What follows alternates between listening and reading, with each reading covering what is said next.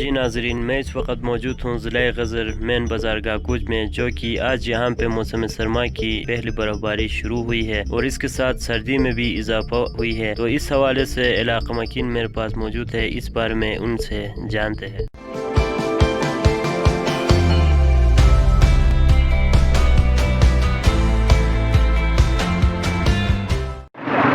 बस भैया जी मौसम तो ठंड है। पहली बर्फ रही इस साल तकरीबन 1.5 साल बर्फ पहले आता था।